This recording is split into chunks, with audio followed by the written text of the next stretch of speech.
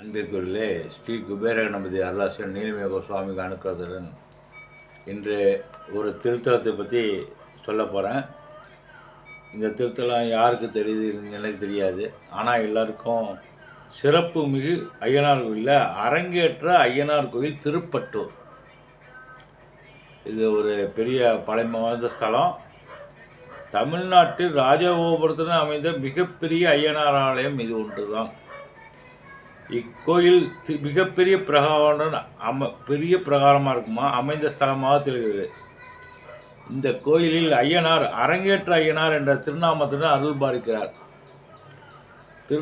திருக்கைலாயத்துக்கு நிகரான ஸ்தலமாக திருப்பட்டூர் போற்றப்படுகிறது. பிரம்மதேவன் சிவபெருமானை நோக்கி தவம் புரிந்த தலம் ஆகும். அதுபோல் வியாக்காபாதரும் பதஞ்சலி முனிவரும் இத்தல இறைவனை வழிபட்டிருக்கிறார்கள். இந்த ஆலயத்தில் பூரணை புஷ்கலா தேவியருடன் ஐயனார் வீற்றிருப்பார். அறியாமை என்னும் இருள் நீக்கி கல்வி ஞானம் அடையும் வகையில் சிவபெருமான் உத்தரவின்படி சேரமான் பெருமான் நாயனார் அருளியதுதான் திருக்கைலாய ஞான உலா என்னும் நூல். இந்த நூலை ஐயனார் அரங்கேற்றிய ஸ்தலம் இதுவாகும்.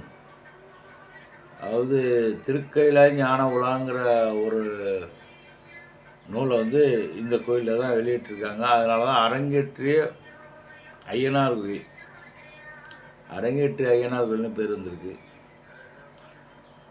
இதன் காரணமாகத்தான் இவரது திருக்கரத்தில் ஞான உலா என்னும் ஓலைச்சுவடி உள்ளது.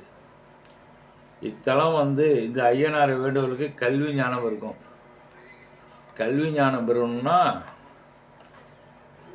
மாணவர்கள் பரீட்சை எழுதுகிறவங்க எல்லோரும் அரங்கேற்ற ஐயனார் கோயில் திருப்பட்டூரில் போய் வழிபடுங்க. இக்கோயில் எங்கே இருக்குன்னா திருச்செந்தூர்லேருந்து 14 கிலோமீட்டர் தொலைவில் காயாமொழி என்ற ஊருக்கு அருகே அமைந்துள்ளது. திருச்செந்தூர் போகிறவங்க அப்படியே போயிட்டு காயாமொழி என்ற ஊருக்கு அருகே இத்தலத்தில் குடிகொண்டு இருக்கும் மூலவரான ஐயனார் கருவேல என்ற மரம் இருந்த பகுதியில் தோன்றியதாக கூறுகிறார்கள். மூலவர் பூர்ணம் பொற்கமலம் என்ற இரு தேவியுடன் அமர்ந்த நிலையில் உள்ளார். இவரோட மூலவர் 2 தேவியர், பூர்ண புஷ்கலாம்பாங்க, பூர்ணம் பொற்கமலம் என்ற தேவியுடன் உள்ளார். ஒரு மிகச்சிறந்த ஒரு அரங்கேற்ற ஐயனார் கோயில் ஸ்தலத்தை பற்றி உங்கள்கிட்ட இப்போ சொன்னேன். இந்த காணொலி பிடிச்சிருந்தா சப்ஸ்கிரைப் பண்ணுங்கள்.